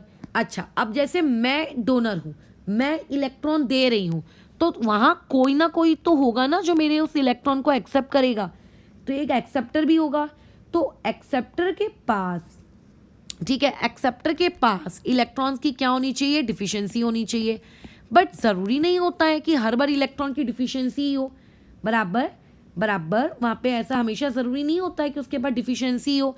कई बार उसके पास एम्प्टी ऑर्बिटल्स भी रहेंगे, मतलब वो ये बोलेगा कि देख मेरे पास कोई डेफिशिएंसी फेफिशिएंसी नहीं है, बट कभी कभी रेयर केस में ऐसा भी होगा, बोलेगा कि मेरे पास क्योंकि खाली जगह है इसीलिए मैं तेरे इलेक्ट्रॉन्स क्या कर रहा हूँ? एक्सेप्ट कर रहा हूँ, जो कि आप लोग 12th स्टैंडर्ड में पढ़ोगे डी ब्लॉक्स के केस में। तो रेयर तो नहीं लिखना चाहिए इसको, ठीक है, जो आप 12th स्टैंडर्ड में पढ़ोगे कि उन लोगों के पास जो एक्सेप्ट करते हैं वो डी ब्लॉक के मेटल्स होते हैं। डी ब्लॉक के मेटल्स के पास उतनी कोई ज़्यादा डिफिशिएंसी भी नहीं होती कि उनको इलेक्ट्रॉन को एक्सेप्ट करने की आवश्यकता पड़ रही है, बट क्योंकि उनके पास खाली जगह होती है इसलिए वो लोग एनी एक्सेप्ट कर लेते हैं। बराबर, चलो ये हो गया। तो जो देता है वो डोनर और जो लेता है वो एक्सेप्टर। तो होगा कैसे? इस चीज़ की जो रिप्रेजेंटेशन होती है वो रिप्रेजेंटेशन कुछ इस प्रकार से होगी कि जो डोनर रहेगा उस डोनर और एक्सेप्टर दोनों के बीच में आप लोगों को ऐसा एरो वाला बॉन्ड बनाना पड़ेगा, ठीक है, ऐसा एरो वाला। यूजुअली क्या होता है, ये एरो वाले बॉन्ड का जो कंसेप्ट है ये पुराने ज़माने का है। अभी जो नई किताबें आती हैं या फिर जो न्यू बुक्स के ऑथर्स रहते हैं या फिर जो नई टेक्स्ट बुक्स हैं उनमें हम लोग इस तरीके का एरो वैरो शो नहीं करते। अदरवाइज पुराने जो कंसेप्ट से कोऑर्डिनेट बॉन्ड को लेकर वो लोग क्या करते थे, बीच में एरो डलवाते थे कि एरो किसकी तरफ जिसने इलेक्ट्रॉन लिए और टेल किसकी तरफ जिसने इलेक्ट्रॉन दिए। वेक्टर का ही साइन है एक तरीके का। तो आजकल हम लोग ये चीज़ यूज़ नहीं करते हैं। हम क्यों नहीं यूज़ करते? क्यों हम अलग से कोऑर्डिनेट बॉन्ड को शो नहीं करते? क्या शो करना कोई गुनाह है? नहीं, आप शो कर सकते हो, लेकिन जब हम लोग थर्मोडायनेमिकली बात करते हैं, जैसे मान लेते हैं कोई एक स्पीशीज है ए ने बी के साथ 3 नॉर्मल कोवैलेंट बॉन्ड बनाए, ये ए बी ए बी, ये तीनों के तीनों नॉर्मल कोवैलेंट बॉन्ड है, और उसने इसी बी के साथ मान लेते हैं एक कोऑर्डिनेट बॉन्ड बना लिया। तो इस चीज़ को अगर तुमने ऐसे भी रिप्रेजेंट किया है, ये ऐसे भी रिप्रेजेंट किया है, तो इसमें कोई गलत नहीं है, ये अभी भी सही है। आप चारों को नॉर्मल कोवैलेंट बॉन्ड से शो करो, क्योंकि जब वो बॉन्ड बनते हैं, ठीक है, जब वो बॉन्ड बनते हैं तो बनते वक्त उनका नेचर अलग अलग होता है। एक इक्वल शेयरिंग से बन रहा है, दूसरा अनइक्वल शेयरिंग से बनता है, बट आफ्टर बॉन्ड फॉर्मेशन वो सब आपस में इक्विवेलेंट हो जाते हैं, ठीक है। बॉन्ड बन जाने के बाद सभी के सभी आपस में क्या हो जाते हैं? आपके इक्विवेलेंट हो जाते हैं। All are equal in strength. कोई ऐसा नहीं होता कि ये नॉर्मल कोवैलेंट बॉन्ड है तो ये ज़्यादा ताकतवर होगा, ज़्यादा स्ट्रांग होगा, और मैं कोऑर्डिनेट हूँ तो मैं कमज़ोर हूँगा, सब बराबर। सो देयरफॉर जो आपकी न्यू थियरी है वो न्यू थियरी कोऑर्डिनेट बॉन्ड को भी एक नॉर्मल कोवैलेंट बॉन्ड के जैसे ट्रीट करने को कहती है। तो अभी इसके मैं मात्र तुम्हें 2 एग्जाम्पल्स बताऊंगी, बाकी एग्जाम्पल्स फ्यूचर में धीरे धीरे आपको समझ में आएंगे, ठीक है। जैसे अमोनियम आयन, ये श्रेयन ने पूछा था कि अमोनियम आयन कैसे फॉर्म होता है। तो देखो, जब आप लोगों के पास अमोनिया होता है, अमोनिया तो तुम्हें पता ही है NH3। अब NH3 का स्ट्रक्चर भी पता होना चाहिए। नाइट्रोजन रहता है, उसके अलावा मान लेते हैं ये 3 बॉन्ड्स हैं, ठीक है। तीनों बॉन्ड अभी फ़िलहाल मैं 90 डिग्री पे बना रही हूँ, बट रियलिटी में 90 डिग्री पे नहीं है। जैसे जैसे चैप्टर प्रोग्रेस करेगा वैसे वैसे समझेगा, नहीं तो तुम मेरे को हो सके 3 या 4 दिन बाद डाउट भेजो जब VBT पढ़ लेने के बाद कि मैडम आपने इस स्ट्रक्चर में तो देखिए उसके प्रॉपर बॉन्ड एंगल नहीं बनाए। तो मैं अभी इसीलिए प्रॉपर बॉन्ड एंगल नहीं बना रही हूँ क्योंकि तुमको नहीं पता है। तो जब तुम्हें ही नहीं पता है कोई चीज़ तो मेरे बनाने का क्या मतलब है? और अगर मान लेते मुझे बनाने का भी है तो लो मैं बना दिया, लो इससे देख कर तुम्हें अगर शांति मिलती है तो रखो। ये इस तरीके से हमारा NH3 दिखेगा छतरी के समान। अब क्यों दिखेगा वो बात का काम है। 3 बॉन्ड बने और एक लोन पेयर है। साथ में जब आप इसको H+ देते हो ठीक है, जब आप इसको क्या देते हो, H प्लस देते हो, तो H प्लस देने से होता क्या है, तुम तो जानते हो कि बेचारा H प्लस के पास कोई भी इलेक्ट्रॉन नहीं है, H के पास एक ही इलेक्ट्रॉन होता था, वो भी चला गया, तो H प्लस यानी कि नो इलेक्ट्रॉन। तो ये जो लोन पे देखो, अब इसको चेक करो, तो ये एक एक्सेप्टर बनने के लिए रेडी पड़ा हुआ है, इसको बहुत इच्छा है कि काश मैं एक्सेप्टर हूँ, मैं एक्सेप्टर हूँ, मैं एक्सेप्टर हूँ। क्या NH3 एक डोनर बन सकता है? तो पहले ये चेक करो क्या उसके पास लोन पेयर है। हाँ, ये देखो ये लोन पेयर है, तो उसके पास लोन पेयर है। क्या इसका ऑक्टेट कंप्लीट है? तो हाँ, इसका ऑक्टेट भी कंप्लीट है। कैसे? डाउट आ रहा होगा, कितने बॉन्ड? 3 बॉन्ड। 3 बॉन्ड मतलब 6 इलेक्ट्रॉन, ये और ये ऊपर के 2 मतलब 8, 6 और 7 8 इलेक्ट्रॉन। ऐसे में क्या होगा, ये नाइट्रोजन अपने इलेक्ट्रॉन लेगा और ये लोग क्या बना लेंगे, तो ये जो नीचे के आप लोगों के वैसे और ऊपर वाले को फिलहाल वाले में ऐसा शो कर देती हूँ, एरो नहीं भी दोगे तो भी चलेगा। इस प्रोसेस में हाइड्रोजन के ऊपर से तो प्लस हट जाएगा, तो प्लस क्योंकि हाइड्रोजन को तो इलेक्ट्रॉन मिल गया, लेकिन इस प्रोसेस में नाइट्रोजन ने दो लोन पेयर यूज कर दी। नाइट्रोजन की टेंडेंसी होती है कि वो अपने 3 बॉन्ड बनाता है और एक लोन पेयर अपने साथ। अब क्योंकि नाइट्रोजन ने अपना वो लोन पेयर किसी और के साथ बॉन्ड फॉर्मेशन पे यूज कर दिया है, तो पॉजिटिव चार्ज किसका आएगा, नाइट्रोजन का। ये पॉजिटिव चार्ज किस बात को दर्शाता है कि उस प्रोसेस में नाइट्रोजन ने अपना एक लोन पेयर किसी को दिया है। ठीक है, वैसे ही सेम यही चीज हाइड्रोनियम आयन के फॉर्मेशन में भी काम की जा सकती है। हाइड्रोनियम आयन कैसे बनेगा? वाटर की मदद से बनेगा।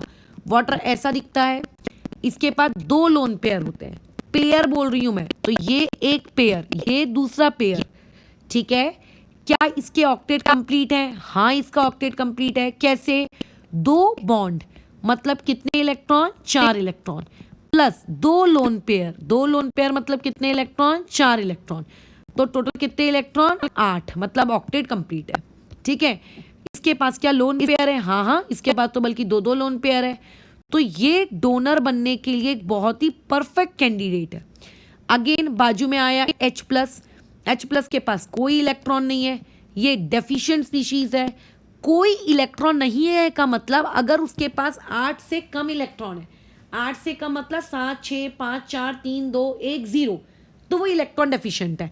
नहीं तो पता चले तुम मेरी बातचीत को ऐसा तोड़ मरोड़ को अपने दिमाग में समराइज करके बैठ जाओ कि एक्सेप्टर उसको कहते हैं जिसके पास कोई इलेक्ट्रॉन नहीं होता। ऐसा नहीं, 8 से कम वाले विल बी एक्सेप्टर। 7, 6, 5, 4, 3, 2, 1, 0 कुछ भी हो सकता है। तो अब क्या होगा, अभी एक बॉन्ड बनाने में 2 इलेक्ट्रॉन लगते हैं, तो सिर्फ एक लोन पेयर जाएगा H प्लस के साथ बॉन्ड बनाने के लिए। तो क्या हो जाएगा स्ट्रक्चर? देखो, O, नीचे में एक हाइड्रोजन, नीचे में एक और हाइड्रोजन, यहाँ पे लोन पेयर, समझ रहे हो। लेकिन एक कोऑर्डिनेट बॉन्ड किसके साथ? H के साथ। वो जो प्लस साइन है किस पे आ जाएगा? O पे आ जाएगा, क्योंकि प्लस साइन किस बात को दर्शाता है कि ऑक्सीजन नॉर्मली 2 बॉन्ड बनाता है और 2 लोन पेयर रखता है। उसने अभी 2 बॉन्ड बनाए, 1 लोन पेयर रखा है, 1 लोन पेयर तो उसने यूटिलाइज कर लिया, तो उस यूटिलाइजेशन की कहानी है वो प्लस का साइन। ठीक है, जैसे देखो याद रखनी है ये सारी धीरे धीरे बातें कि नाइट्रोजन 2 बॉन्ड बनाता है, 3 बॉन्ड बनाता है नॉर्मल, और 1 लोन पेयर रखता है, ये उसके लिए नॉर्मल चीज है। और ऑक्सीजन के लिए नॉर्मल चीज क्या है कि ऑक्सीजन 2 बॉन्ड बनाएगा और 2 लोन पेयर रखेगा। अगर 2 बॉन्ड की जगह 1 बॉन्ड बनाया तो भी गड़बड़, 2 बॉन्ड की जगह 3 बॉन्ड बनाया तो भी गड़बड़, समझ रहे हो। अब वैसा ही आप ऐसा भी ले सकते हो। देखो एक एग्जांपल हम और ले लेते हैं, जैसे अमोनिया है, ठीक है, NH3। अब अमोनिया एक डोनर है, मैं वापस से एक्सप्लेन नहीं करूंगी कि वो डोनर क्यों है, ऊपर एक्सप्लेन किया है। प्लस बाजू में हमने क्या ले लिया? BF3 ले लिया। BF3 को क्या तुम जानते हो? हाँ जानते हैं।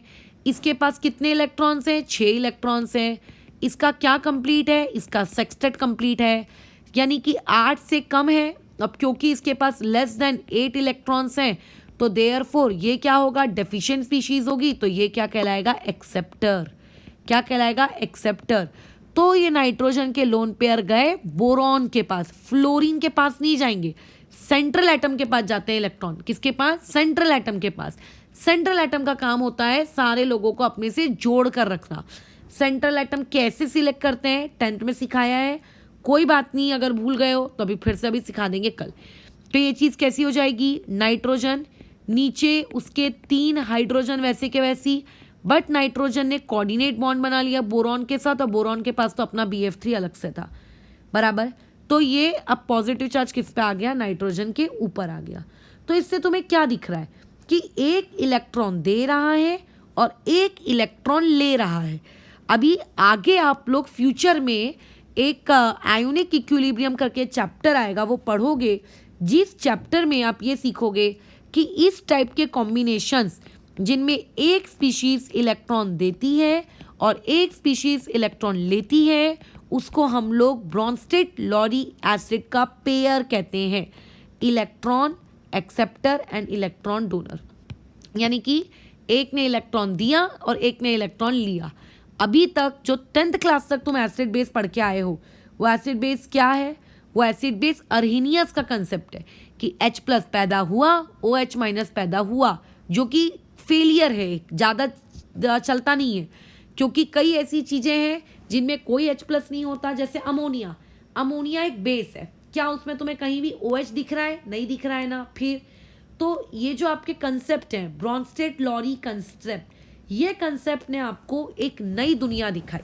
ब्रॉन्स्टेड-लॉरी का कंसेप्ट आपको ये कहता है कि नई परिभाषा देता है कि ब्रॉन्स्टेड आपका वो होता है, या ब्रॉन्स्टेड या लॉरी एसिड वो होते हैं जिनके हिसाब से वो स्पीशीज जो एसिड जो इलेक्ट्रॉन क्या करती है, देती है, वो कहलाएगी बेस। ये सब बाद में आएगा हम लोगों को, इस समय अभी नहीं घुसते हैं, बस ख़त्म। यहाँ पे आप लोगों का क्या नाम है इसका, कोऑर्डिनेट बॉन्ड। अब इस कोऑर्डिनेट बॉन्ड में एक छोटा सा नोट बना लेते हैं। वैसे इनका स्ट्रक्चर तो तुम कल बनाना सीख ही लोगे, बट फिर भी ये इतने इम्पॉर्टेंट हैं कि तुमको ये याद होने चाहिए। जैसे कि ओजोन का स्ट्रक्चर कैसा होता है वो पता होना चाहिए। ऑक्सीजन, डबल बॉन्ड ऑक्सीजन, देखो यहाँ पे 2 लोन पेयर, 2 बॉन्ड ऑक्सीजन बनाता है, 2 बॉन्ड लोन पेयर के रखता है, बराबर है। यहाँ पे भी 2 बॉन्ड बनाए, 2 लोन पेयर रखा है। फिर ये इस तरीके से एक ऐसा एरो रहेगा, एरो के बाद यहाँ पर ये ऐसा आएगा, ठीक है। इसके ऊपर आएगा निगेटिव चार्ज। एक मिनट, इसके ऊपर मैंने गलत बना दिया, इसको मैं ठीक कर लेती हूँ। तो अभी तुम में से किसी का आता कि अरे यहाँ पे आपको नहीं लगता है क्या कि गलत हो गया है, इसको यहाँ नीचे कर देते हैं, इसको अरे यहाँ ऊपर कर देते हैं, ये ऐसे, ये हो गया ओजोन का स्ट्रक्चर, ठीक है। इवन ओजोन का एक तरीके से हम और इसका रेजोनेटिंग स्ट्रक्चर बनाते हैं, बट वो बाद में आएगा टॉपिक जब हम रेजोनेटिंग स्ट्रक्चर सीखेंगे। पॉइंट नंबर 2, एक और तुम्हें पता होना चाहिए, N2O का स्ट्रक्चर। तो यहाँ पे देखो, एक नाइट्रोजन, दूसरा नाइट्रोजन, दोनों के बीच में कितना बॉन्ड, ट्रिपल बॉन्ड, ठीक है। इस नाइट्रोजन के ऊपर एक लोन पेयर। अब ये जो नाइट्रोजन है ये कोऑर्डिनेट बॉन्ड बनाता है ऑक्सीजन के साथ, बराबर है। ऑक्सीजन के ऊपर 2 लोन पेयर तो होते ही हैं, एक और रहेगा। क्यों रहेगा एक और, क्योंकि ऑक्सीजन को 2 बॉन्ड बनाने थे, बनाया तो एक ही है, तो एक जो बॉन्ड उसने नहीं बनाया उसके बदले में लोन पेयर।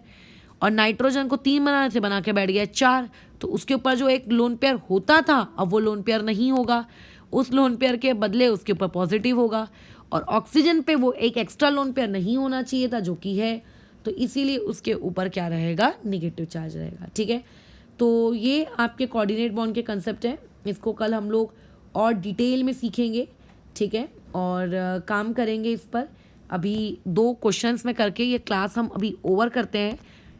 तो पहला क्वेश्चन ये है, आपको इसमें से हाइपर वैलेंट स्पीशीज़ आइडेंटिफाई करनी है, आइडेंटिफाई हाइपर वैलेंट स्पीशीज़, ठीक है। अब देखो, पहचानो कि यह हाइपर वैलेंट स्पीशीज़ कौन है। Option number A ClO4 negative, option number B आपके पास है BF3, ऑप्शन नंबर सी आपके पास है SO4 2 negative, option number D you have CO3 2 negative. Hyper valent का मतलब, हाइपर वैलेंट का मतलब होता है मोर देन 8 इलेक्ट्रॉन्स, ठीक है। मोर देन कितने इलेक्ट्रॉन, 8 इलेक्ट्रॉन, बराबर। तो अभी आपको पता लगाने का है, कैसे देखते हैं कैसे पता लगाओगे। BF3 मात्र 6 इलेक्ट्रॉन्स, तो ये तो नहीं हो सकता।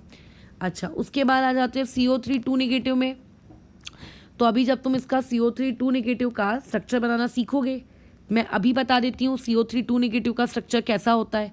ताकि अपने छोटे से बुद्धि में स्टोर करते जाओ। ये ऐसा होता है, ये ऐसा, ठीक है। तो आपको इसमें देखना है कि इसके पास कितने इलेक्ट्रॉन है, ठीक है। तो इसके पास तो 4 बॉन्ड है, 4 बॉन्ड का मतलब कितने इलेक्ट्रॉन, 8 इलेक्ट्रॉन। हाइपरवैलेंट तो नहीं हुआ, सो इसीलिए ये वाला प्राणी आपका कट गया, तो ये भी नहीं है। अच्छा, फिर देखते हैं हम लोग किस चीज़ को, आप लोगों के SO4 2 निगेटिव को, ठीक है। एक ये बचा और एक ClO4 निगेटिव ये बच गया, बराबर।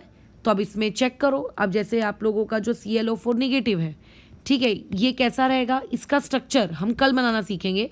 Cl है, 2 मिनट, हाँ हाँ, ये इस तरीके से रहेगा, ये इसका स्ट्रक्चर ना ऐसे रहेगा, ये हम सीखेंगे कल बनाना इस चीज़ को कैसे बनाते हैं। ये ऐसा रहेगा इसका स्ट्रक्चर। ये किसका स्ट्रक्चर है, ClO4 निगेटिव मतलब HClO4 का स्ट्रक्चर है, ठीक है। मैंने इसका स्ट्रक्चर HClO4 का बनाया है, तो अगर मैं H हटा दूं तो यही ClO4 निगेटिव का स्ट्रक्चर है। तो देखो कितने bond, 2 bond, 4 bond, 6 bond, 7 bond, chlorine ने 7 बॉन्ड बनाए हैं, यानी कि कितने इलेक्ट्रॉन, 14। तो ये तो हाइपरवैलेंट है ही है। अब बचता है SO4 2 निगेटिव। अब सोचो यहाँ पे लोगों से गलती क्या होती है, वो सोचते हैं ओ 4 ऑक्सीजन, 4 ऑक्सीजन मतलब 4 बॉन्ड, 4 बॉन्ड मतलब 8 electron, oh it is not a hypervalent. Draw structure, proper structure कैसा होता है, SO4 2 निगेटिव। अब इसमें 2 हाइड्रोजन डाल दो, 2H+, तो ये क्या बन जाएगा, H2SO4। तो मुझे H2SO4 का स्ट्रक्चर बनाना है, जो मैं कल सिखाऊंगी बनाना। तो ये चीज़ ऐसी बनती है, देखो ये ऐसी बनती है H2SO4 का स्ट्रक्चर। अब उस H2SO4 के स्ट्रक्चर में से तुम H हटा दो, ये मैंने हटा दिए, तो ये किसका स्ट्रक्चर बन गया, ये स्ट्रक्चर बन गया आपके SO4 2 निगेटिव का, ठीक है। कितने बॉन्ड, कितने बॉन्ड, 2 बॉन्ड, कितने बॉन्ड, 2 बॉन्ड, 4 5 6, 6 बॉन्ड, 6 बॉन्ड मतलब कितने इलेक्ट्रॉन, 12 इलेक्ट्रॉन। सोचो, यानी कि एक इंसान अगर इस लॉजिक से चलेगा कि अच्छा 4 ऑक्सीजन, 4 ऑक्सीजन मतलब 4 बॉन्ड, 4 बॉन्ड मतलब 8 इलेक्ट्रॉन, तो वो मर जाएगा। इसीलिए जब भी ऐसी कोई अनायनिक स्पीशीज आए, उसमें हाइड्रोजन ऐड करके उसका एसिड बना लेने का, और एसिड से फिर उसका स्ट्रक्चर बनाना, और बाद में फिर काउंट कर लेने का कि बीच में उस सल्फर ने कितने बॉन्ड बनाए। हाँ, उसमें ऐसे अगर मान लेते हैं मैं हाइड्रोजन नहीं भी हटाती, मैं हाइड्रोजन यहाँ लिखे रहने देती, तो उन हाइड्रोजन से कोई फर्क नहीं पड़ता, क्योंकि सल्फर से कितने लोग अटैच है मुझे ये गिनना है। यह हाइड्रोजन तो इस ऑक्सीजन से अटैच है ना, इसको तो मुझे गिनना ही नहीं है, बराबर। और ये स्ट्रक्चर मैंने कैसे बनाया ये हम कल बात करेंगे इस पर, ठीक है। अच्छा, तो अभी एक छोटा सा क्वेश्चन और ले लो। ये क्वेश्चन सिर्फ इसलिए लिया गया था ताकि तुम्हें ये बताया जा सके कि स्ट्रक्चर फॉर्मूला देखकर कभी भी डिसाइड मत करना, हमेशा क्या बनाने का, स्ट्रक्चर, ठीक है। ओके, नेक्स्ट तुम्हें दिया हुआ है, यहाँ पे क्वेश्चन पूछा जाएगा, octet rule is not applicable. मतलब या तो 8 से उनके पास ज़्यादा हो चुके हैं, या तो 8 से उनके पास क्या हो गए, इलेक्ट्रॉन कम हो गए। ऑप्शन नंबर 1 BrF5, ब्रोमीन ने 5 बॉन्ड बनाए हैं, बनाता है क्या, हाँ। हेलोजन में फ्लोरीन को छोड़कर सब बना लेते हैं। SF6, उसके बाद नेक्स्ट IF7, उसके बाद नेक्स्ट DCO। हम इसमें कितने बॉन्ड हैं, यहाँ पे आप लोगों के 5 बॉन्ड, 5 बॉन्ड मतलब कितने इलेक्ट्रॉन, 10 इलेक्ट्रॉन, ठीक है। जहाँ ऑक्सीजन आ जाए, जैसे ये आ जाए ना SO4 CO3 ClO4, तुरंत एसिड बना लिया करो। SF6 6 बॉन्ड, 6 बॉन्ड मतलब कितने इलेक्ट्रॉन, 12 इलेक्ट्रॉन। ये भी आपका नॉट एप्लीकेबल में ये भी आता है क्योंकि 8 से ज़्यादा है। IF3, अच्छा IF3 नहीं लिखना चाहिए था मुझे उसको, हाँ चलो जान दो, IF3 मतलब 6 इलेक्ट्रॉन, यानी कि 8 से कम, हाइपोवैलेंट मतलब ये भी एप्लीकेबल नहीं है। अब लोगों को लगेगा CO मतलब कार्बन मोनोऑक्साइड, तो कार्बन मोनोऑक्साइड में क्या लुईस डॉट स्ट्रक्चर फॉलो होता है कि नहीं होता है, हमें ये चेक करने का है, बताओ। तो इसका स्ट्रक्चर बना लेते हैं। तो देखो ऐसा रहता है, कार्बन और ऑक्सीजन के बीच में ट्रिपल बॉन्ड होता है, ऑक्सीजन के ऊपर इस तरीके से इलेक्ट्रॉन होते हैं, और यहाँ कार्बन पे भी होते हैं। अगर मैं कार्बन को अपना सेंट्रल एटम मान के चलूँ, तो कार्बन के पास 2 इलेक्ट्रॉन यहाँ से आ गए, ये लोन पेयर वाले फॉर्मेट में, प्लस उसके पास 3 बॉन्ड है, यानी कि 6 इलेक्ट्रॉन। तो कार्बन का तो ऑक्टेट कंप्लीट है। अगर मैं ऑक्सीजन के नज़र से देखूं, तो ऑक्सीजन के पास भी वो लोन पेयर है, यानी कि 2 इलेक्ट्रॉन, प्लस उसके पास भी 6 इलेक्ट्रॉन शेयर्ड वाले हैं, तो उसका भी ऑक्टेट कंप्लीट है। तो इस तरीके से carbon monoxide Lewis dot structure को फॉलो करता है, कार्बन डाइऑक्साइड भी फॉलो करता है। ठीक है, कौन नहीं करते? ये ऊपर वाले नहीं करते। तो इसीलिए इस टाइप के छोटे छोटे चिंदी सवालों को डील करने के लिए आपके लिए ज़रूरी है, अति आवश्यक है कि आपको क्या होना चाहिए, स्ट्रक्चर बनाते आने चाहिए। ठीक है, जब आपको स्ट्रक्चर बनाते आएंगे, ठीक है, तो आपको पता रहेगा। और उसके अलावा एक और ज़रूरी इम्पॉर्टेंट सूचना, मैं तुम्हें कुछ कंपाउंड्स के नाम बता रही हूँ।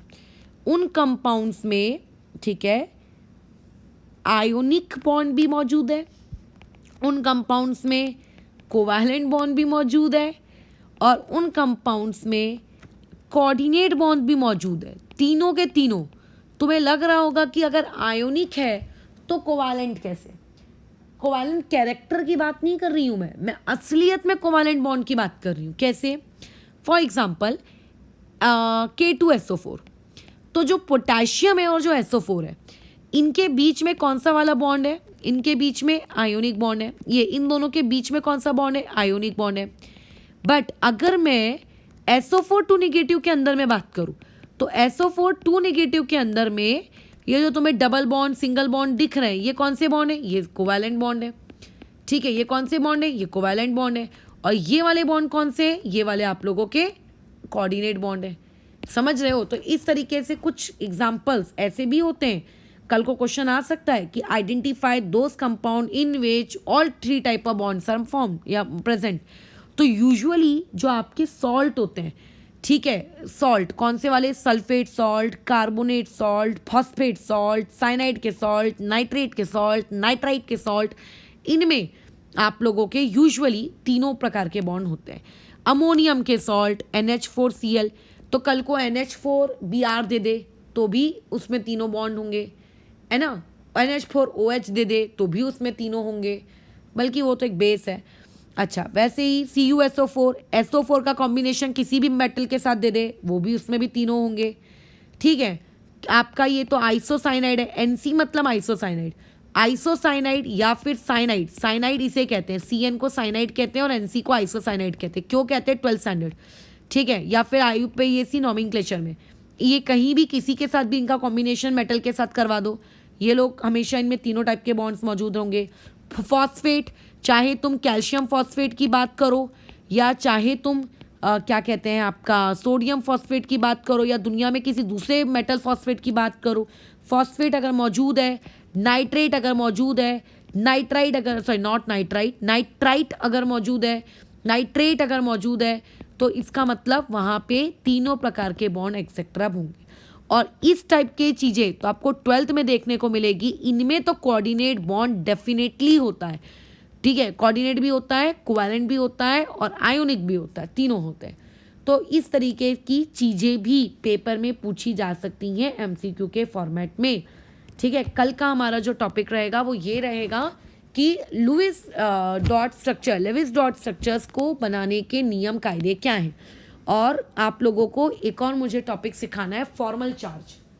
ठीक है, ये फॉर्मल चार्ज वाला टॉपिक आपको ऑर्गेनिक में भी काम आएगा और साथ ही साथ में लेविस में भी हो सकता है कुछ हद तक काम आ जाए। तो एक हम पढ़ेंगे आप लोगों का कल टॉपिक फॉर्मल चार्ज, और दूसरा टॉपिक जो पढ़ेंगे वो रहेगा लेविस डॉट स्ट्रक्चर के रूल्स। तो देखो मैं पढ़ा दूंगी, बट अगर ये चीज़ अभी आप लोगों की ऑफलाइन अगर क्लास हो रही होती तो तुम्हें तो पता ही है कि मैं 2 रूल लिखवाऊंगी, या पूरे रूल लिखवाने के बाद जो काम होता है स्ट्रक्चर ड्रॉ करने का वो आधे से ज़्यादा मैं तुमसे ही करवाती हूँ, खुद तो मैं कुछ करती हूँ नहीं, राइट। लेकिन अभी क्योंकि हम लोग अपार्ट हैं, दूर दूर हैं, तो ऐसे केस में मैं एग्जाम्पल्स इलस्ट्रेशंस ज़्यादा लूँगी। उसको वैसे के वैसे ही किताब में छाप मत लेना। जो भी इलस्ट्रेशंस लिए जाएं उन्हें वीडियो पॉज कर करके खुद बना के देखना और टैली करना, जैसा ऐसा ट्रीट करवाना कि क्लासरूम वर्क चल रहा हो। तो फिर अभी हम लोग ओवर करते हैं।